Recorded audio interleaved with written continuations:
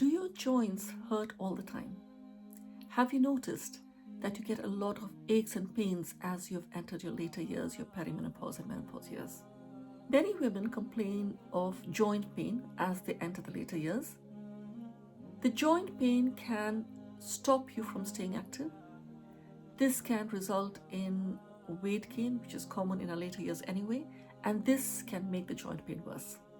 Around 40% of women, as they enter the later years, they complain of increased aches and pains, and this is a very common complaint that I hear all the time. What is interesting is that most women in perimenopause and menopause would seek help with many symptoms like hot flushes or period pains or things like that. But when it comes to joint pains, they just think it's part of aging, and they generally don't even ask unless I specifically ask them that, do you have joint pains?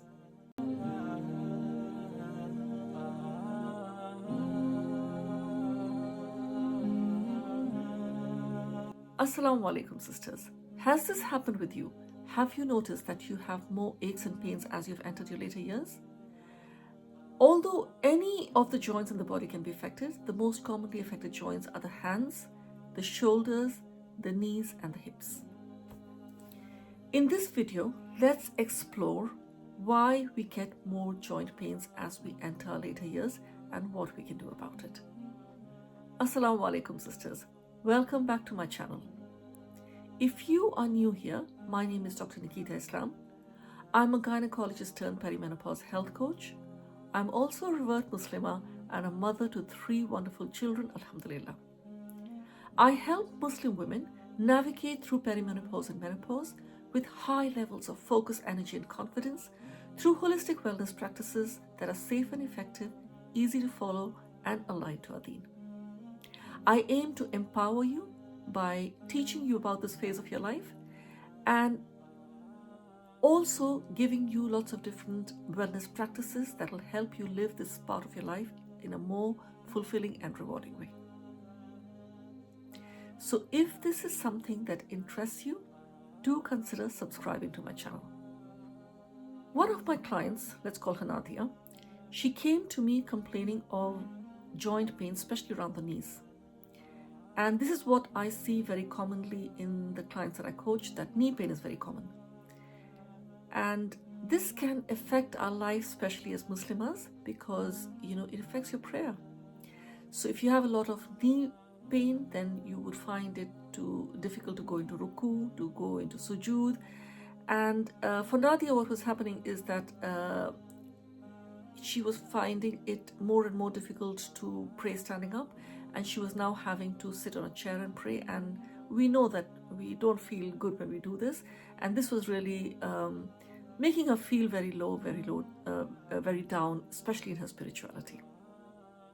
Have you experienced this? Have you experienced that because of joint pains you're unable to pray standing up and you're having to sit on a chair?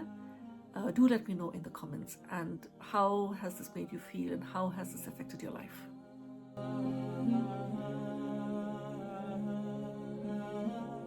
Now, why do we get more aches and pains, and especially joint pain, as we enter our later years? The number one cause is inflammation. So as we enter later years, lots of our hormones change, but estrogen, progesterone, and testosterone, all of these hormones, they decrease. And all 3 of these hormones, they are by nature anti-inflammatory. So when they decrease, you tend to get more inflammation in the body, and this can manifest in many different ways. But where the joints are concerned, you will notice that you get more joint pains. Also, as the estrogen decreases, the water around the joints or in the joints, it decreases, and the tissues become more stiff, and this can make the joints more stiff, less flexible. One of the things that we will notice as we enter later years, that we tend to put on a little bit of weight. And when you put on weight, then this causes more wear and tear of the joints. And one of the commonly affected joints is, of course, the knees and also the hips. Medically, the two types of arthritis which is common as we enter our later years is osteoarthritis and rheumatoid arthritis. We can have other forms as well, but these are the two most common ones. Osteoarthritis is due to wear and tear of the joints, and the commonly affected joints are the shoulders, the hips, and the knees. So how would you know that you're getting this? You would have pain in the joints. Sometimes there would be swelling because of what is called effusions, so increase of the fluid in the joints. There can be weakness and stiffness of the muscles around the joints, and when you move the joints creak or grate, and you would notice that you're not able to move the joints as much as you could, so there is reduced mobility around the joints. And if this is something that is happening with you, make sure you do see your doctor, and you may sometimes need to have some kind of imaging like an X-ray or an MRI to make sure what is going on with your joints. The other form of arthritis, which is quite common, is rheumatoid arthritis, and this is what we call an autoimmune condition where the body's immune system attacks the body, and in this case it is the joints. And the commonly affected joints in rheumatoid arthritis are the hands and the feet, the smaller joints. Joint pain can be because of arthritis, as we have already talked about, the two main forms of arthritis being osteoarthritis and rheumatoid arthritis. Osteoarthritis being because of wear and tear, and rheumatoid arthritis is mainly an autoimmune condition. The other reason why your joints can be really stiff is because of tightness around the joints, so your tight muscles and tendons and ligaments, and your joints per se may be perfectly all right, but the tissues around the joints may be very stiff, and this can cause a lot of joint pain and reduce mobility and flexibility. So what can we do to reduce joint pain and improve the function of our joints? We know that once we start getting aches and pains, we limit our movements. This is very common. So we would try not to. So if our knees hurt when we climb up the stairs, the common reaction is that we avoid the stairs if we can. Obviously, if you live in a house and you have to, you would have to take the stairs. But you just avoid the activities that will cause increased pain. But the paradox is, those are the very same activities that you need to be doing more of, because if you leave that particular activity, so if you stop taking the stairs, the chances are that the flexibility of the joints will decrease even further, and you will not be able to perform that activity. So it's really important, of course, not to strain the joints, but to do it to a point where you do feel pain, but not excruciating pain, of course, so that you keep moving the joint and keep up with the mobility and the flexibility of the joint. So it's important to stimulate, but not to overburden. And the kind of exercises that are really helpful is gentle stretches. So make sure that you do stretches. Pilates are very good. If you have put on a lot of weight and you don't want to put burden on your joints, then one of the very good exercises is swimming. Walking is very good. The things that you should be avoiding is things like running, because any kind of high impact, which will, if there is wear and tear of the joints, it's just going to worsen it. So all kind of gentle exercises you should carry on to make sure that you keep up with the mobility and flexibility of the joint. We said that inflammation is one of the key causes of arthritis in our later years. So make sure that you have an anti-inflammatory diet. And what do I mean by that? So avoid the things that cause inflammation. And the top of the list, I would say, is sugar and processed food. Vegetable oils would be also one of the top on the list. And see how you are with cows, dairy, and gluten. For some of you, cutting this out, we know that these are very inflammatory foods. It may really help. So just see how your body goes, and just make sure that you... So when we say anti-inflammatory food, we need to cut out the foods that cause inflammation and add in the foods that counter the inflammation. So what are the anti-inflammatory foods that will actually help with the inflammation? So we're talking about fresh fruits and vegetables and whole foods. So make sure that you have like a Mediterranean diet, and this is going to be really helpful in reducing inflammation in your body. So the way you eat, just changing that is going to be very helpful. The other thing that is really helpful is staying well hydrated.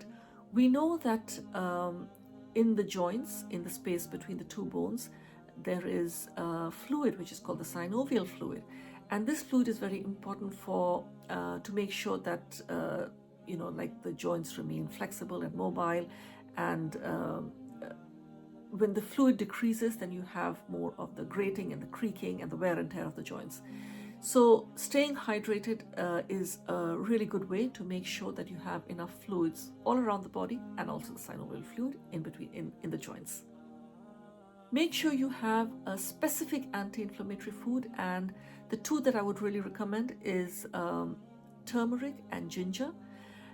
Turmeric can be added to all kinds of food. One bonus tip is that if you add black pepper to turmeric, it increases the absorption of turmeric. Omega-3 rich foods, which would include wild-caught salmon, mackerel, sardines, these kind of fish, is really good. You can have vegetarian sources of omega-3 as well. Omega-3 is really good for countering inflammation, so make sure that you have that. If you find it difficult to include it in your diet, there is no harm in taking a really good quality omega-3 supplement. If your joints are hurting a lot, what I would say is that heat and cold therapy is really good. So you could use either dry heat or moist heat. So dry heat would be things like heating pads, and moist heat would be a towel soaked in hot water that you can apply to the joint. And similarly, you can do a cold pack as well. So either a dry pack or a moist pack. Heat dilates the blood vessels, increases the circulation, and reduces muscle spasm. Cold is very good in reducing the swelling, so it constricts the blood vessels, and it is especially good in relieving very deep, dull kind of a pain that you may be having in your joints. So alternate heat and cold is really good for relieving joint pain. Many sisters, once they start getting joint pains, they go on painkillers which can get stronger, and you need to take it more frequently. But if you follow all the advice that I've given you earlier, you may be able to reduce the dose of the painkillers or the frequency of it. It doesn't mean that you can't take painkillers, but we want to avoid it as much as we can. And by following all these things that I've already talked to you about, inshallah, you will be able to reduce the dose and the frequency of painkillers and be able to live a more active life, inshallah. So I hope you found these tips beneficial. Do try them and let me know how you get on. If you found this video beneficial, do consider liking and sharing, and this will help me reach other sisters who may need to hear this information. Share the barakah and have a share in the barakah. Do check out my other videos on different perimenopause and menopause symptoms that I've done, and inshallah you'll find them beneficial. If you have any questions, just leave them in the comments and I'll come back and answer them. Jazakumullahu khairan for watching, and I'll see you on my next video, inshallah.